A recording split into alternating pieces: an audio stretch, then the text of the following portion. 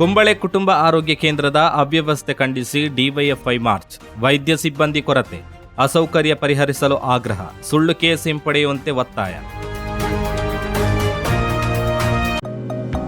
Unity hospital 4 പതിറ്റാണ്ടുകാലത്തെ വിശ്വസ്ത സേവന പാരമ്പര്യവുമായി അത്യാധുനിക സംവിധാനങ്ങളുമായി യൂണിറ്റി ഹോസ്പിറ്റൽ മംഗലാപുരം.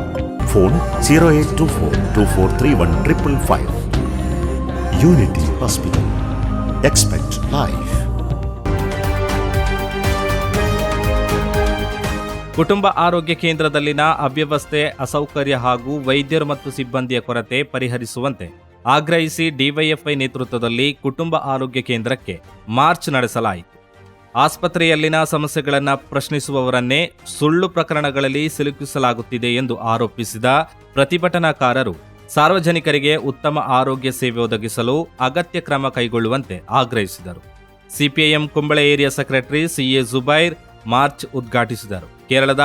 ಕೇರಳದ ಆರೋಗ್ಯ ಕ್ಷೇತ್ರದ ಸಾಧನೆಗಳನ್ನು ಕಳೆದ 10 ವರ್ಷಗಳಲ್ಲಿ ಉತ್ತಮ ಮಟ್ಟಕ್ಕೆ ಕೊಂಡೊಯ್ಯಲಾಗಿತ್ತು.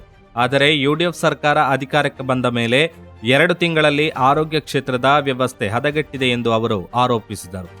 ಅವ್ಯವಸ್ಥೆಯನ್ನು ಪ್ರಶ್ನಿಸಿದ ಸಿಎಟಿಯು ಕಾರ್ಯಕರ್ತರ ವಿರುದ್ಧ ಜಾಮೀನು ರಹಿತ ಸುಳ್ಳು ಪ್ರಕರಣ ದಾಖಲಿಸಲಾಗಿದೆ ಎಂದು ಅವರು ಆರೋಪಿಸಿದರು. ಸಾಮಾಜಿಕ ಹಿತಾಸಕ್ತಿ ಚಟುವಟಿಕೆಗಳಲ್ಲಿ ತೊಡಗಿರುವ ಸಮಾಜ ಸೇವಕರ ಧ್ವನಿಯನ್ನ ಅಡಗಿಸುವ ಪ್ರಯತ್ನ ನಡೆಯುತ್ತಿದೆ ಎಂದು ಅವರು ಹೇಳಿದರು. ದಾಖಲಿಸಿರುವ ಪ್ರಕರಣವನ್ನ ಕೂಡಲೇ ಹಿಂಪಡೆಯಬೇಕು ಎಂದು ಆಗ್ರಹಿಸಿದರು. DYFI Kumbla area secretary Sathyan ಸ್ವಾಗತಿಸಿದರು.